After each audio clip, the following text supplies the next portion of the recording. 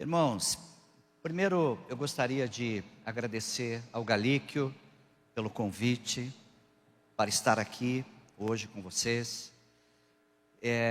Deus tem caminhos que são muito mais elevados do que os nossos caminhos. E os seus pensamentos também são mais altos. Os pensamentos dele são mais altos que os nossos, né? Eu tive a oportunidade de atender o Galíquio numa mentoria. E durante esses meses que nós estivemos conversando online, naturalmente, né? Por causa da distância, nós somos de Curitiba. E nós nos conhecemos e então surgiu este evento que ele comentou, né? E ele perguntou: Paulo, você pode ir lá para ministrar? Eu falei: claro que sim. Nós somos servos, né, de Deus. E o servo, ele não escolhe a tarefa que quer fazer, mas ele obedece a ordem, né, que lhe é dada. Então, nós viemos aqui para servir vocês, irmãos. E eu louvo a Deus pelo Galíquio, pela sua esposa, Sandra, que carinhosamente nos recebeu aqui. Que Deus abençoe. Também quero deixar o meu abraço para o reverendo Ciro. Ele está em viagem, mas a gente conhece um pouco da história da igreja do Evangelho Quadrangular. E o pastor Ciro, pai, né, é um dos precursores da igreja quadrangular no nosso país. E que Deus abençoe essa família que tem servido ao Senhor tão fielmente. Agradeço também à irmã Iraciara, que já conhecemos aqui. Obrigado, Deus abençoe a sua vida, obrigado pelo apoio. E agradeço também a todos os irmãos pastores que apoiaram, né, estão aqui presentes. E por você, meu irmão e minha irmã, porque formosos são os pés daqueles que anunciam a palavra de Deus. Que Deus abençoe a sua vida, tá bom? Amém? Bom, nós vamos começar aqui e eu gostaria, irmãos, de deixá-los bem à vontade. Se você quiser fazer alguma pergunta, não se constranja. Levante a mão, faça a sua pergunta, porque mais do que aquilo que eu trouxe para dizer aqui, é aquilo que você deseja saber. E eu só vou poder entender isso se você verbalizar, se você transmitir, tá bom? Vamos orar antes? Pode ficar sentados mesmos, né?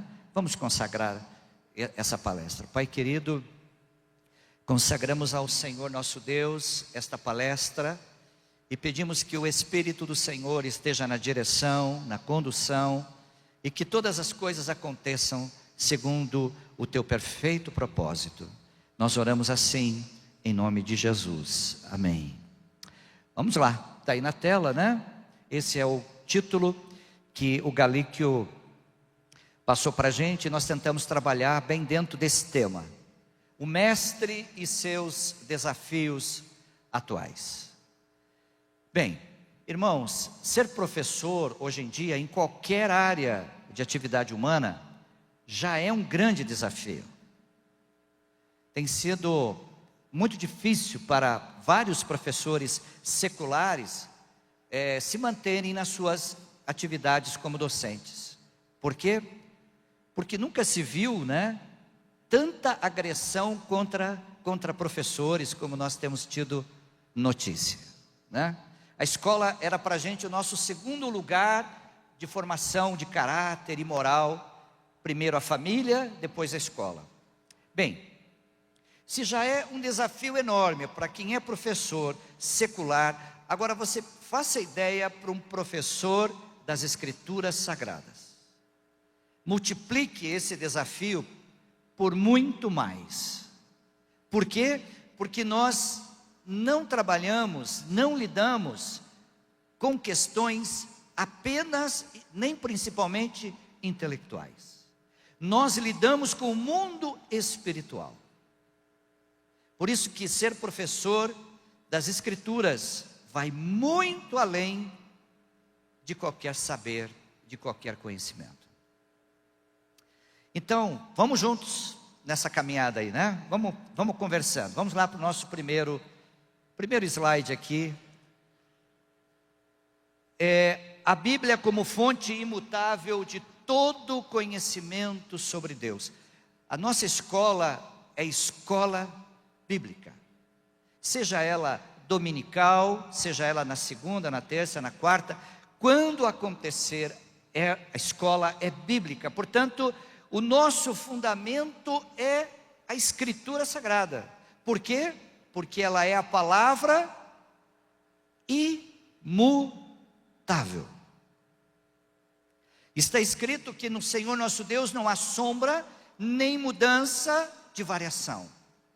Portanto, Ele é perfeito em todos os seus caminhos, e aquilo que está escrito, escrito está por toda a eternidade. E por que eu estou sendo enfático? Porque estamos vivendo um momento no meio da igreja do Senhor, em que há gente dizendo que a Bíblia tem que ser atualizada, que a Bíblia ficou velha. Aquilo que se ensina, que se ensinava, hoje não se aplica mais. Irmãos, esta é uma estratégia do diabo. É uma estratégia maligna. Por quê? Porque quando os fundamentos ruem, toda a construção cai. Se o fundamento bíblico não é sólido na vida cristã de cada um de nós, a nossa fé vai ruir, a nossa igreja vai ruir, o reino de Deus vai ruir. Então, nosso fundamento é a sagrada, eterna, imutável e perfeita palavra de Deus. Jamais nós podemos colocar em dúvida qualquer texto das Escrituras. Por quê?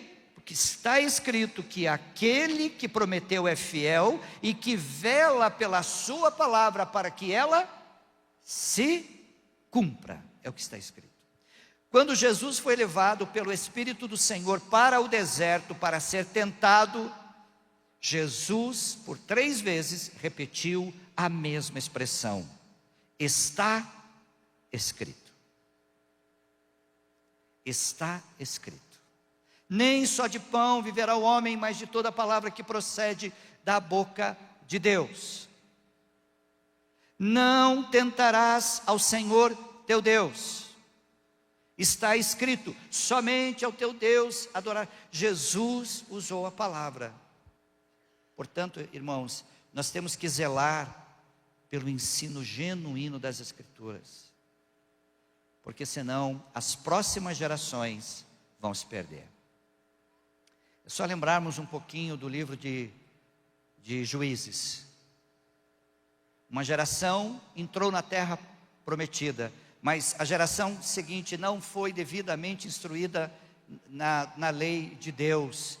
E lá no texto de Juízes está escrito que cada um fazia como queria, aquilo que estava na sua cabeça.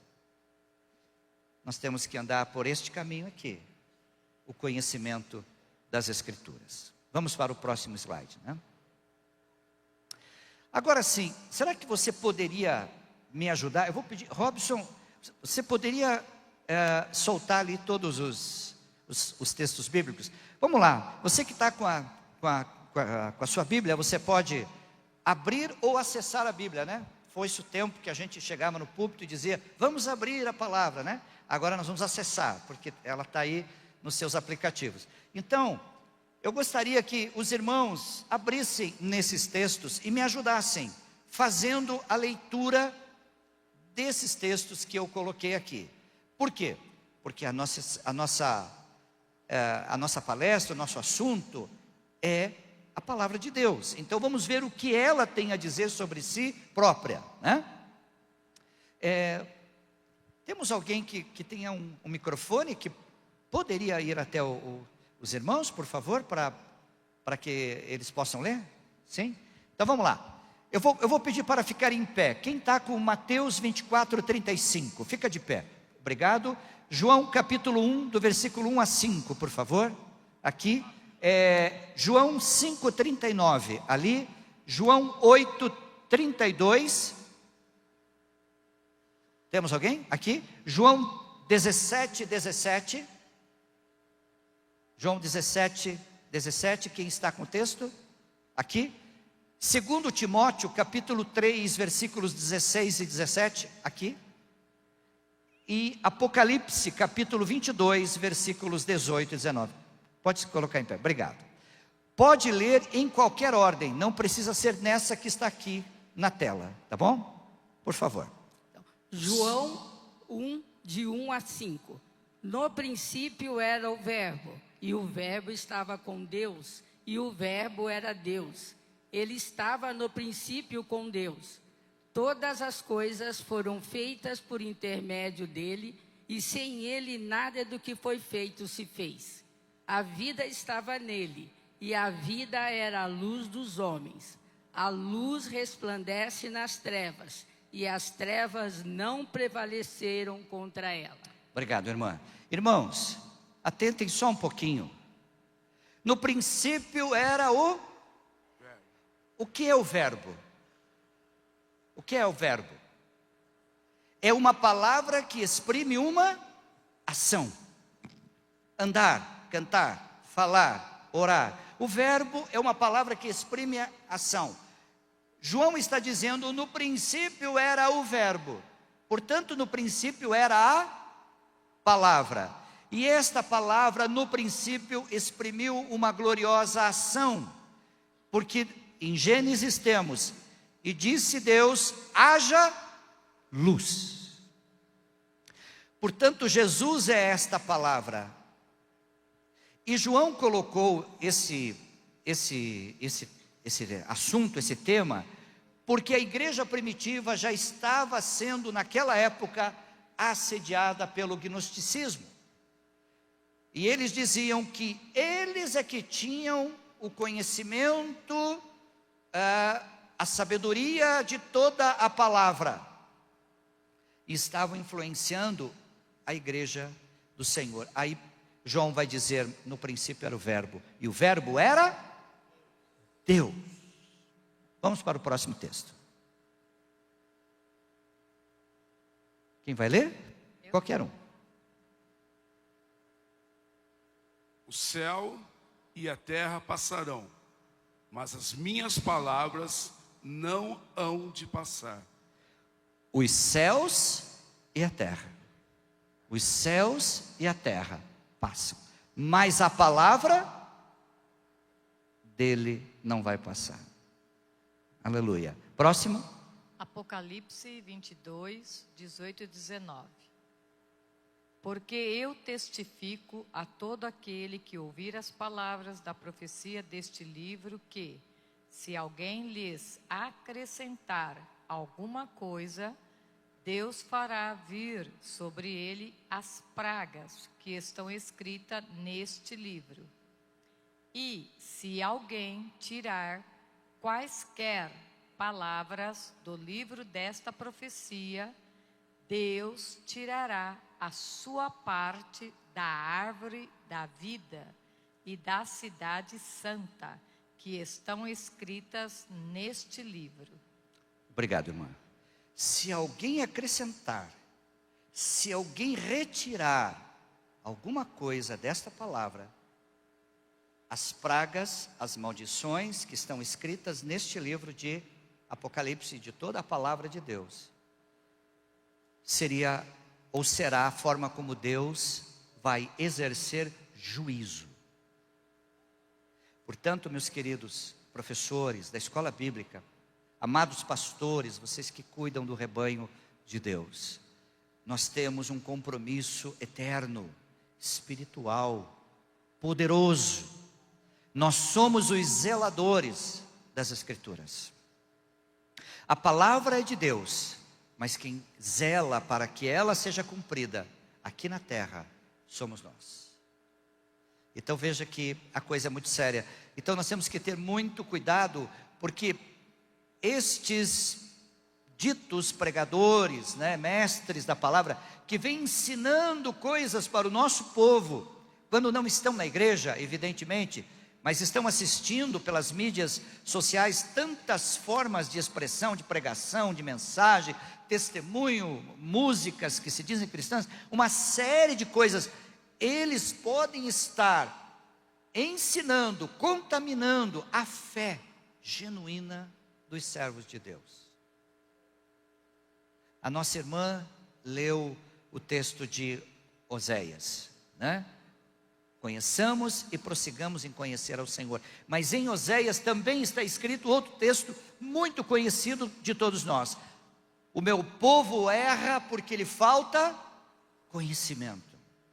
Mas sabe por que Deus deu esta palavra para Oséias? Porque a nação estava desviada da lei de Deus. E os responsáveis por manter a nação do Senhor andando pela lei de Deus eram os sacerdotes. Mas os sacerdotes, os líderes espirituais, estavam negligenciando o ensino da lei de Deus para a nação. Aí Deus diz: sabe por que o meu povo está errando? Porque vocês que devem ensiná-los na minha lei, não estão transmitindo o conhecimento certo. Veja, é uma grande responsabilidade. Vamos para o próximo texto. João 17:17. Santifica-os na verdade, a tua palavra é a verdade. Aleluia, obrigado, irmão. Santifica-os na... Qual verdade? Qual verdade? A tua palavra é a verdade. A tua palavra não é uma das verdades que os salvos têm acesso. Não. A verdade não é a minha verdade, ainda que eu seja pregador da palavra, ainda que você seja pregador da palavra, pregadora, professor, professora, não é a nossa verdade.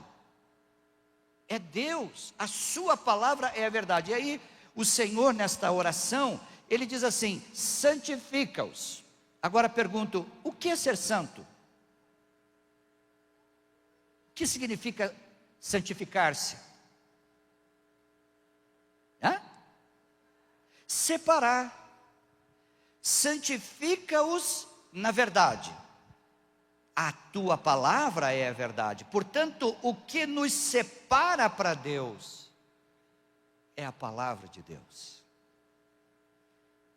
Não há como ser santo sem conhecer o Deus que é santo, santo e santo, e não há como conhecer esse Deus que é santo, santo e santo, sem conhecer a sua palavra.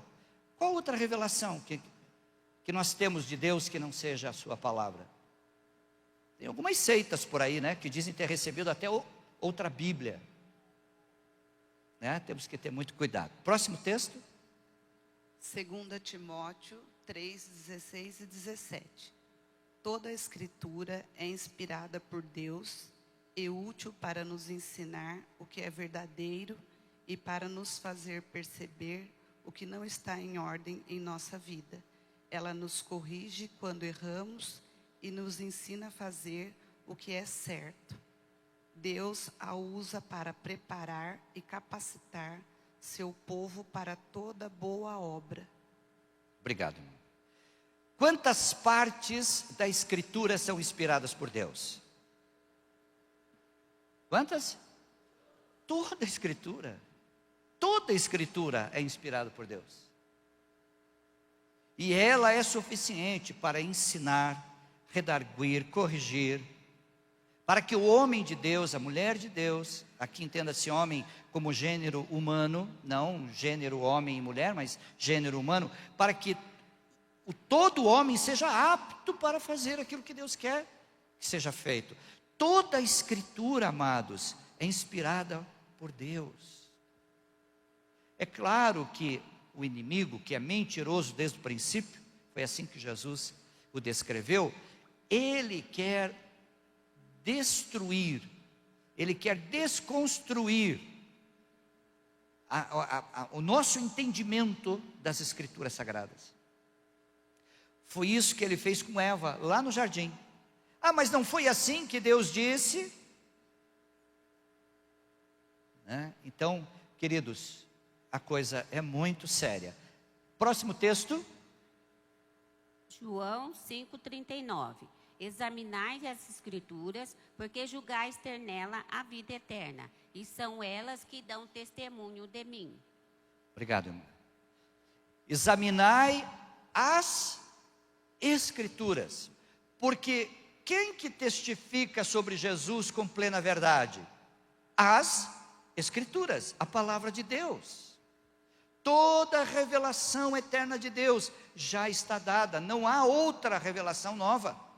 Porque se isto fosse possível, então a Bíblia ainda teria que continuar sendo escrita. E não é isso que nós conhecemos. A palavra de Deus está perfeitamente dada a todos os homens, né? Então, examinem as Escrituras. Esse deve ser o nosso grande estímulo aos nossos alunos da escola bíblica, irmãos. Examine a Escritura. Mas eu não sei, pastor, eu estou com dúvida, ou professor, irmão, irmã, eu estou com dúvida sobre isso aqui na minha vida. Meu querido, examine as Escrituras. A resposta está aí. Vamos para o próximo texto.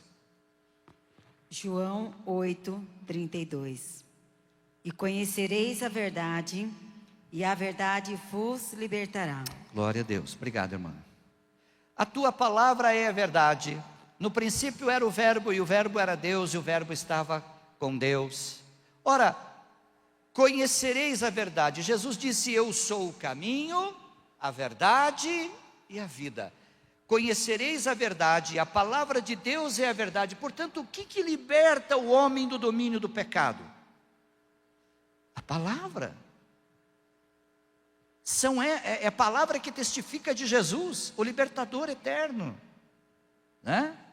Então conhecereis a verdade, que é a Escritura Sagrada, e ela vos libertará de tudo que não presta, tudo que é errado, de toda doença, inclusive, de toda enfermidade, porque Jesus é a palavra, e essa palavra tem poder.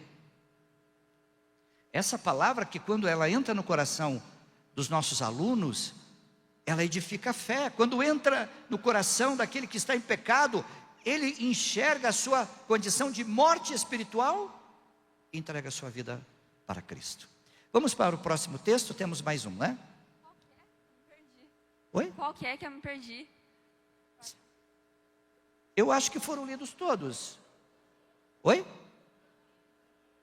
Já lemos todos, mas vai ter mais. Pode ficar com as Bíblias aí, porque, né, o nosso tema aqui é escola bíblica, não tem como não ler muitos textos bíblicos, né? Então, queridos, a palavra de Deus é a fonte de todo o conhecimento, e ela é a fonte segura. Ela é a fonte segura, eterna. Irmãos, qual é a garantia que o mundo sem Jesus tem de que a verdade de Deus vai continuar sendo pregada de forma autêntica? Qual é a garantia? É a igreja do Senhor que está na face da terra. Se nós não preservarmos as Escrituras, se nós não ensinarmos a verdade conforme está escrito, se nós não crermos de todo o coração, não há escape, irmãos. Não há escape.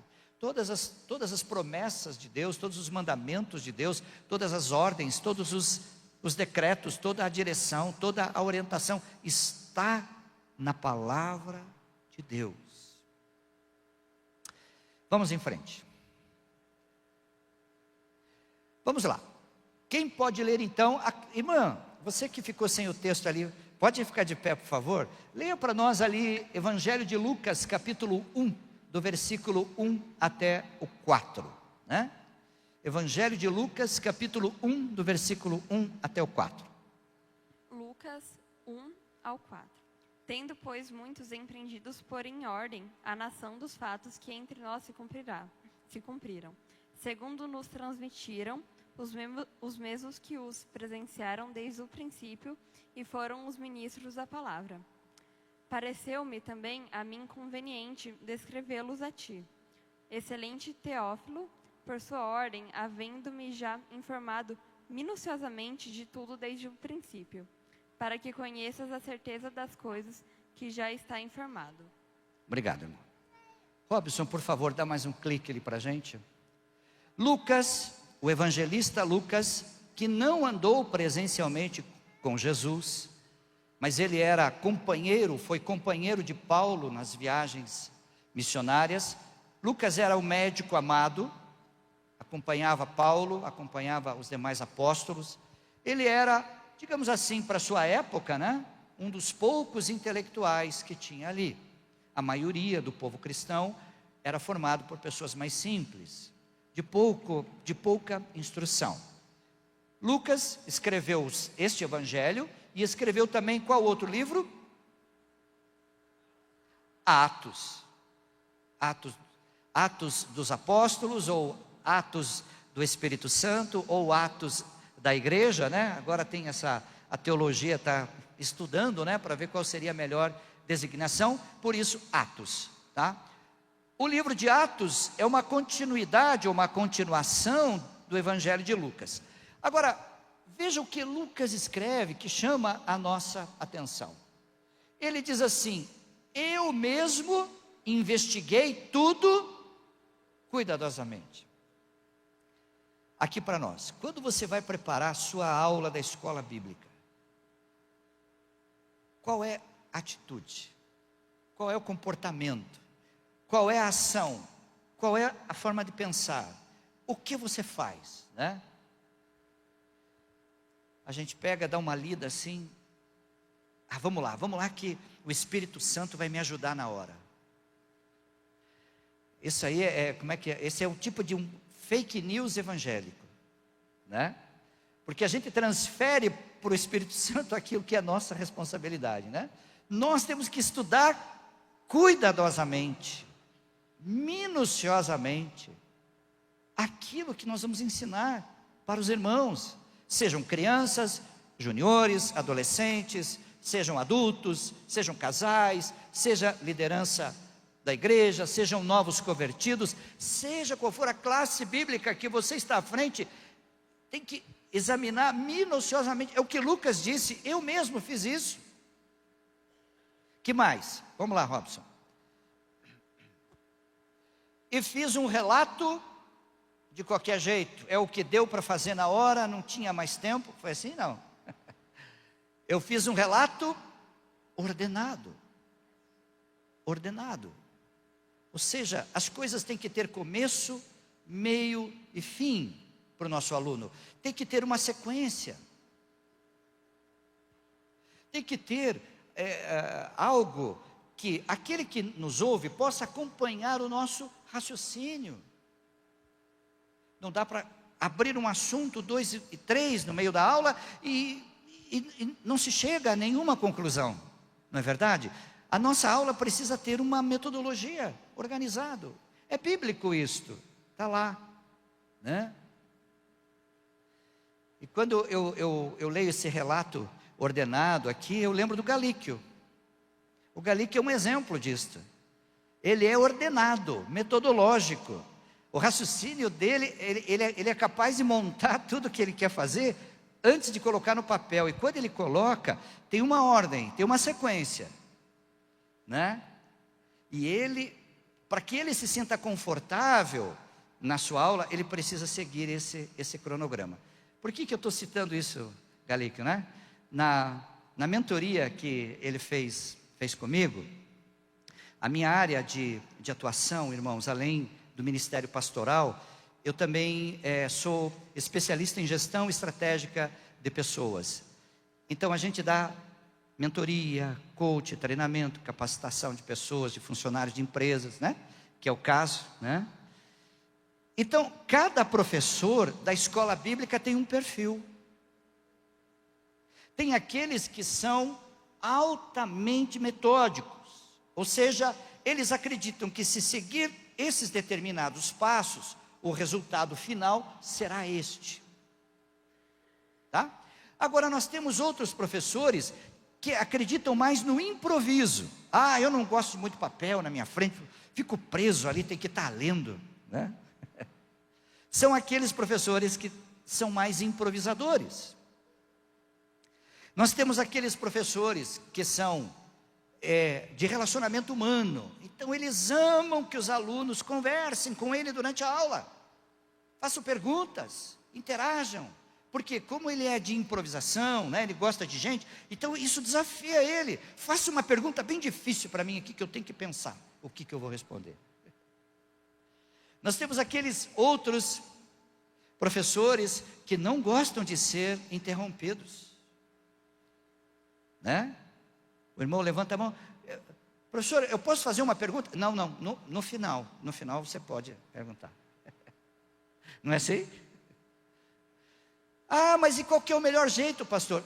Todos eles são bons, todos os jeitos são bons, desde que você respeite o seu estilo e respeite a sua classe, os seus irmãos, naturalmente, né? Então isso é importante. Agora, algo que a gente não pode, seja qual for o seu perfil como pessoa, né? É ser organizado naquilo que faz, tá? Vamos para o próximo clique lá, Robson.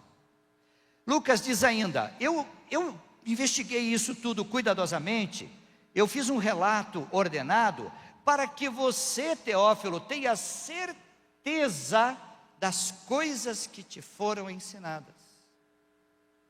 Olha, irmãos.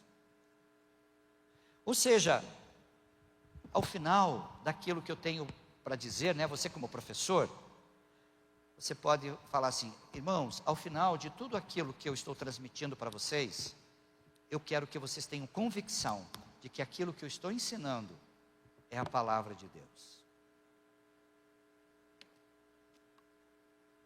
Então, é uma questão, né, do professor, não é um milagre.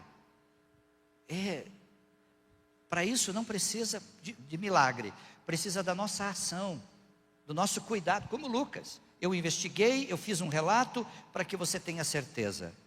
Próximo. Nota, né? Quando Lucas escreve, né? Ele diz assim, eu estou escrevendo isso e estou mandando para uma pessoa chamada Teófilo. Na verdade, teo significa Deus, né? Teologia, por exemplo. E filo vem de amor filéu, fraternal. Portanto, provavelmente, esse não era o nome de uma pessoa, não era um sujeito chamado Teófilo, mas era um amigo de Deus para quem Lucas escreveu e encaminhou este evangelho. E por que Lucas fez isso? Vamos para mais um clique aqui.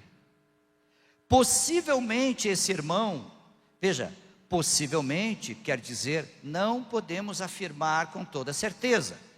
Possivelmente um patrocinador que ajudou Lucas a produzir e publicar o Evangelho de Lucas. Porque alguém que ajuda a patrocinar e a publicar a palavra de Deus é um Teófilo, é um amigo de Deus, das coisas de Deus. Você sabia disso? Quantos já tinham ouvido falar isso? Por gentileza, levante a mão. Isso, alguns poucos irmãos. Veja, irmãos, pode não parecer nada, tá? Pode não parecer nada. Mas se eu chegar aqui no púlpito e falar para vocês assim, pregando, Lucas escreveu este evangelho, endereçou ao amado irmão Teófilo. Eu não estou falando exatamente aquilo que é. Eu estou deduzindo o que é. Por quê? Porque tem que investigar tudo cuidadosamente. É necessário que o relato seja organizado para que aqueles que nos ouvem tenham certeza das coisas que estão sendo ensinadas. Então, é bem importante que a gente, como professor da escola bíblica, e nós lidamos com a palavra de Deus, né? Quem senta para nos ouvir numa sala de escola bíblica, irmãos, eles olham para nós e eles têm a gente como uma referência na vida deles. Eles olham para nós e eles acreditam naquilo que nós falamos. Claro, talvez haja um ou outro que não acredite, naturalmente, mas a maioria acredita. Então, aquilo que nós ensinamos tem que ter consistência nas Escrituras, porque senão eles vão acreditar numa coisa que a gente falou e não é verdade. E aí Deus não pode abençoar, porque Deus honra a palavra dele, não a minha, né? Então eu tenho que andar pelas veredas da justiça, né? Como está escrito na sua palavra.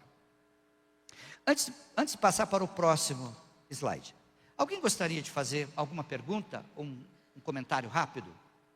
Por favor, levante a mão, fique à vontade. Ok? Tá bom. Robson, por favor. Entendendo o propósito do dom dado por Deus. Veja, tudo é Bíblia para nós, irmãos. Há alguns que dizem, não, mas a Bíblia não tem resposta para tudo. Tem. Claro que existem determinadas coisas que não são explícitas, mas são implícitas.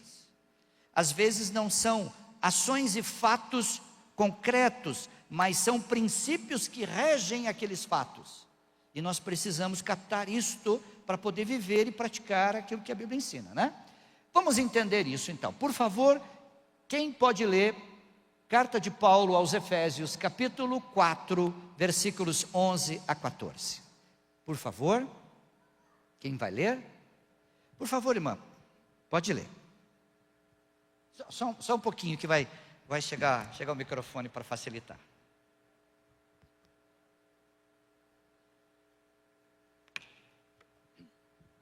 Efésios 4, 11 a 14. E ele mesmo concedeu uns para apóstolos, outros para profetas, outros para evangelistas e outros para pastores e mestres, com vistas ao aperfeiçoamento dos santos para o desempenho do seu serviço para a edificação do corpo de Cristo, até que todos cheguemos à unidade da fé e do pleno conhecimento do Filho de Deus, a perfeita varonilidade, à medida da estatura da plenitude de Cristo, para que não mais sejamos como meninos, agitados de um lado para outro e levados ao redor por todo o vento de doutrina, pela artimanha dos homens, pelas astúcias com que induzem ao erro. Obrigado, irmã. Deus abençoe. Irmãos, quando a gente lê um texto desse, eu não sei o que você sente assim. Se você lê, né, com toda aquela atenção concentrada ali naquilo que o texto está falando. Mas esse negócio arrepia a gente. É uma coisa extremamente séria isso que está escrito. Toda palavra é séria, claro. Mas tem coisas que são muito impactantes. Observe comigo o que Paulo acabou de nos informar aqui, né? O apóstolo Paulo. Vamos entender juntos. Paulo está dizendo assim: na igreja do Senhor, Deus instituiu 5 dons ministeriais. Entenda-se, não dons manifestacionais, que daí são os dons do Espírito Santo, não é isto. São dons ministeriais. E ele disse, olha, uns foram chamados por Deus para serem apóstolos, outros foram chamados pelo Senhor para serem profetas, outros foram chamados por Deus para serem evangelistas, e outros ainda foram chamados para pastores e mestres. Observe isto. Alguns estudiosos da Escritura dizem que os 2 últimos que estão aí, pastores e mestres, Paulo quis dizer que a mesma pessoa exerce estes dons. Por quê? Porque o pastor é um mestre, ou deve ser um mestre nas Escrituras. Porque o que o pastor faz? Levando-se em conta aquela analogia, né? Entre o pastor que cuida das ovelhas e o pastor que cuida do rebanho de Deus. O pastor que cuida das ovelhas, ele leva estas ovelhas, como diz Davi, para as águas de descanso, para os pastos verdejantes. Ou seja, ele guia, ele alimenta, ele acompanha. Esse é o pastor. Mas ele também é um mestre, porque para guiar estas ovelhas e alimentar estas ovelhas, ele precisa ensinar a palavra de Deus. Agora, vamos seguindo aqui. Então, foi Deus que concedeu esses dons. Isso não foi a igreja que criou, nem os homens, foi o próprio Deus. Robson, mais um, por favor. Para quê? Observe o texto. Mais um clique, Robson. Você, amado professor da escola bíblica, amada professora das Escrituras Sagradas, você é o mestre da palavra? Sim, eu sou. Eu creio que o Senhor me chamou, Ele me ungiu para isso. Sabe o que você está fazendo quando você ensina as Escrituras com base neste dom ministerial? Você está aperfeiçoando os santos de Deus. Porque os seus alunos da escola bíblica não são seus. Eles são de Jesus. Ah, mas eu sou pastor, então as ovelhas são minhas. Não são. As ovelhas são de Jesus. Quando Jesus apareceu no mar da Galileia, depois de ressuscitado, ocorre aquela pesca milagrosa, os discípulos reconhecem, é o Senhor e tal. Aí eles se juntam para comer ali, né? E Jesus começa a ter um diálogo com Pedro. E ele pergunta para Pedro, aquele famoso texto, todos nós conhecemos muito bem. Ele pergunta: Pedro, você me ama? Pedro disse: sim, Senhor, eu te amo. E aí Jesus fala para ele assim: apacente o meu rebanho. Segunda vez: Pedro, você me ama? Claro, Senhor, o Senhor sabe que eu te amo. Então Pedro, cuide das minhas ovelhas. Pela terceira vez: Pedro, você me ama? Sim, o Senhor sabe todas as coisas, o Senhor sabe que eu te amo. Então Pedro, apacente os meus cordeiros. As ovelhas só têm um dono, é Jesus. Nós somos os pastores que estão guiando as ovelhinhas do Senhor, né? Ovelhinha, seja criança, seja adulta, né? Estamos conduzindo para o reino, para o aprisco de Jesus, não para o nosso, porque as ovelhas, quem pagou o preço por elas foi Ele. Ele deu a sua vida. Então nós estamos cuidando das ovelhas de Jesus. E isso é muito sério. Na parábola das 100 ovelhas, que nós também conhecemos bem, Jesus disse então, quando chegou no final do dia, aquele pastor colocou as suas ovelhas no aprisco, foi contar de 100, ele viu que estava faltando uma. E aí o Senhor diz assim: será que ele não vai sair pelos abismos, pelo deserto, até encontrar esta ovelha e trazê-la de volta, nem que seja necessário colocá-la sobre os seus ombros? Jesus contou esta parábola porque na cultura daquela época, o pastor que cuidava das ovelhas não era o dono delas, ele tinha que prestar contas para o dono das ovelhas. Como estava faltando uma, ele sabia que se ele não recuperasse a ovelha do senhor dele, ele teria que prestar contas.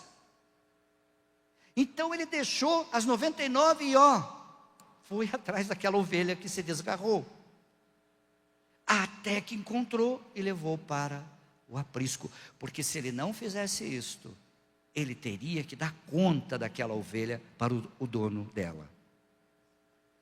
É isso que acontece comigo e com você, irmãos. Nós não somos donos, mas vamos prestar contas para o dono, Jesus. Então, ser um mestre da palavra, ser um professor, não é só ser um professor no conceito genérico, mas é ser um pastor. Ah, mas eu não sou pastor, eu não tenho credencial. A credencial não faz o pastor, é o pastor que torna aquela credencial valorosa. Então, nós cuidamos das ovelhas de um único dono. Se faltar uma, ele vai perguntar: cadê a minha ovelha? E nós vamos ter que ter uma boa explicação, se é que é possível ter. Próximo clique, por favor, Robson. Agora, o dom de mestre também foi instituído, além do aperfeiçoamento dos santos, para o desempenho do serviço.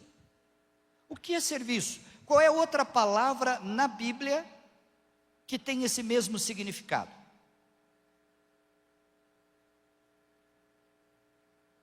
Vamos lá. Oi? Desculpe, eu não ouvi. Servo, que mais? Isso, pode falar. É lavoura. Labor, isso? Que mais falou aqui? Sim, como? Servo. Tá. Outra palavra na Bíblia que tem o mesmo significado, sabe qual é? Ministério.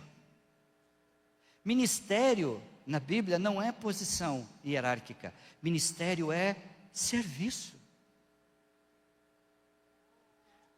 Paulo começa esse texto dizendo o quê?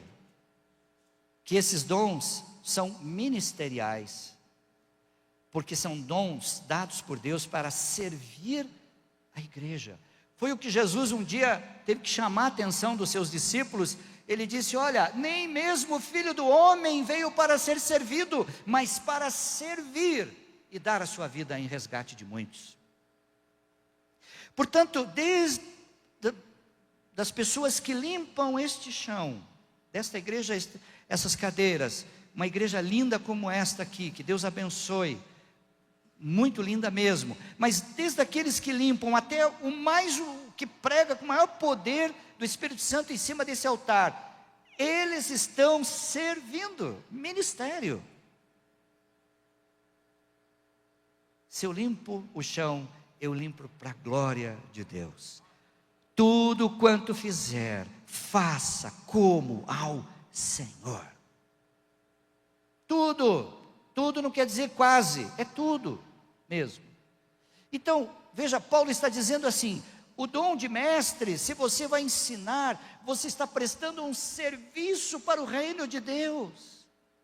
Mesmo que ninguém te aplauda, mesmo que ninguém te abrace, mesmo que ninguém te dê presentes, que não façam homenagens para você, ainda que você mereça, mesmo assim, você está servindo aquele que te recompensará.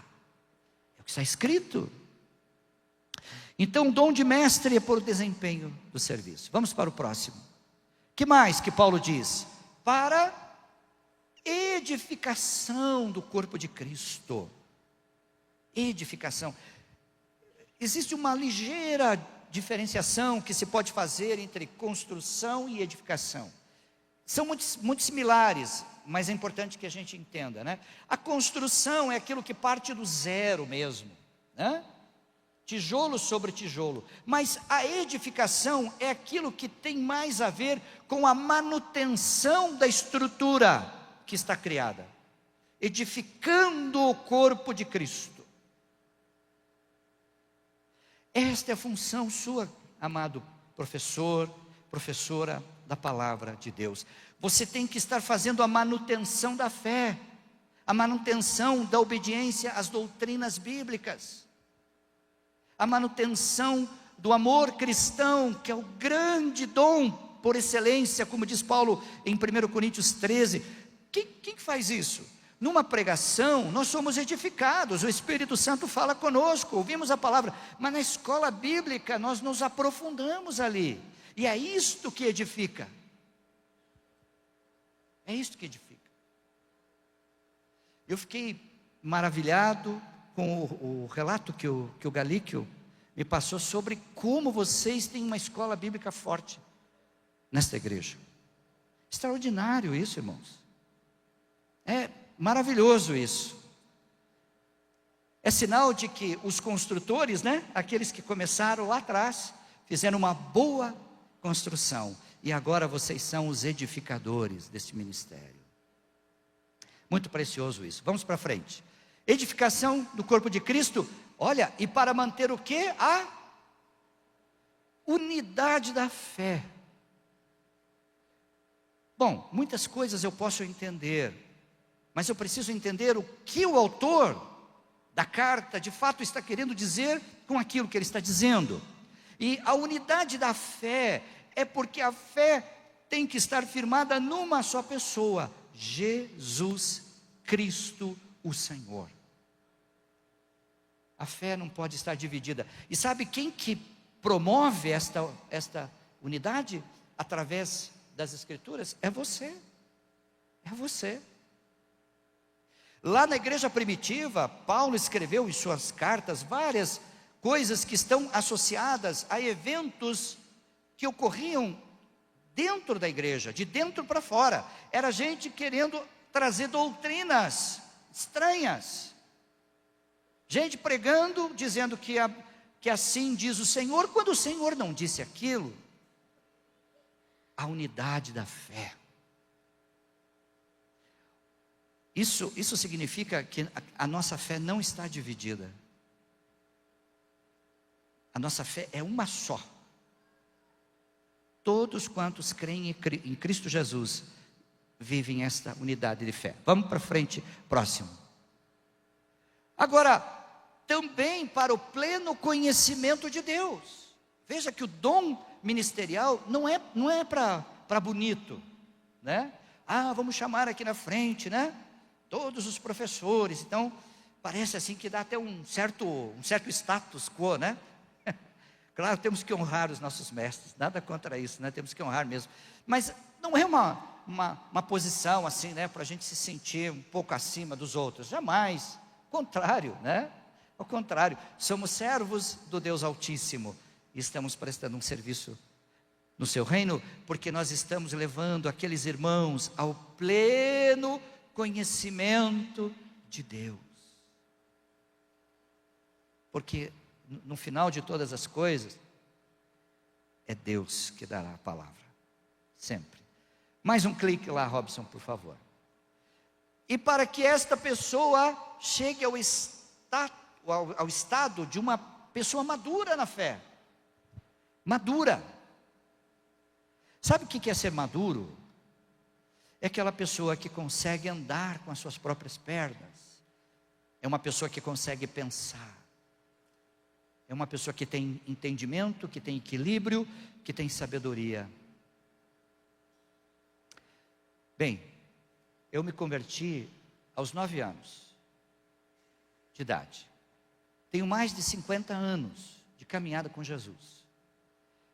Mas eu conheço tanta gente que está há décadas na igreja e nunca amadurece. Não cresce. É um anão espiritual.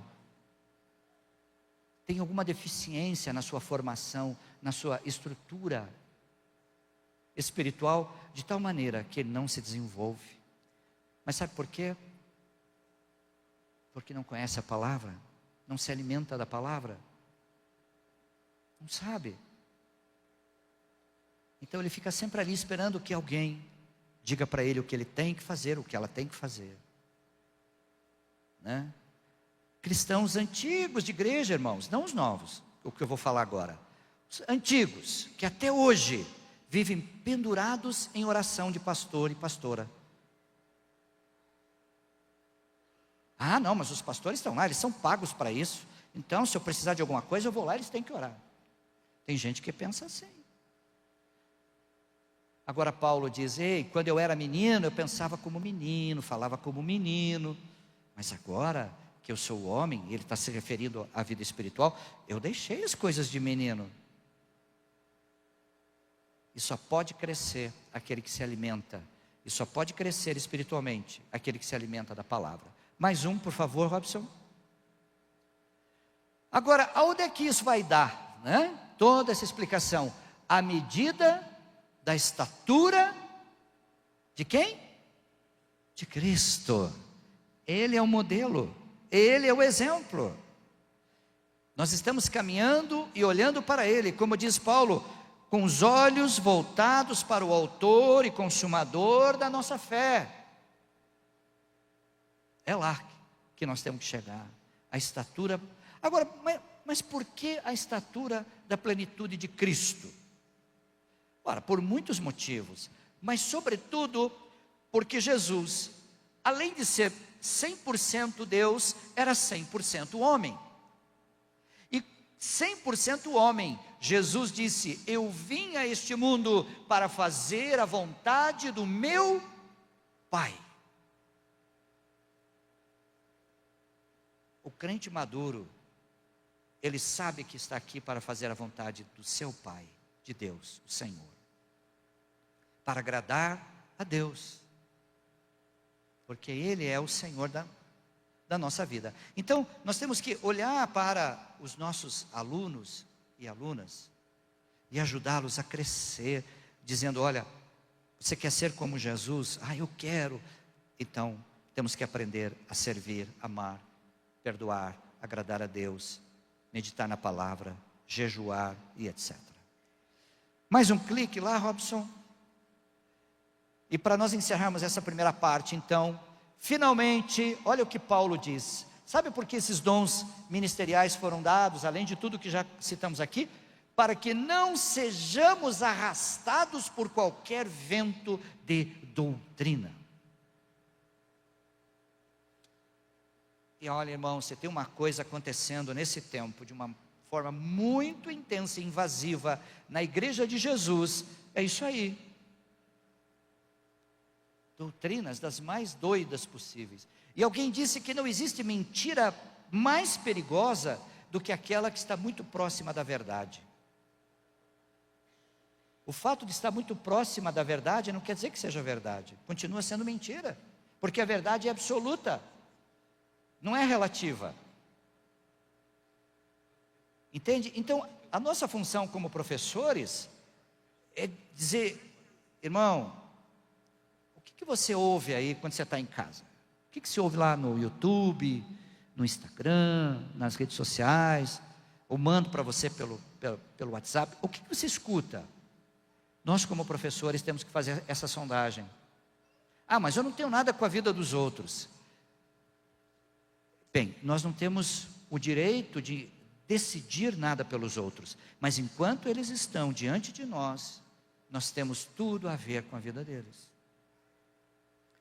E o Pai Celestial um dia vai perguntar para a gente, né? E daí, o que você fez? Amém? Muito bem. Eu vou encerrar por aqui, são 9h27 aqui pelo nosso cronômetro, né? Nós temos agora esse intervalo. Ok? Galíquio, por favor.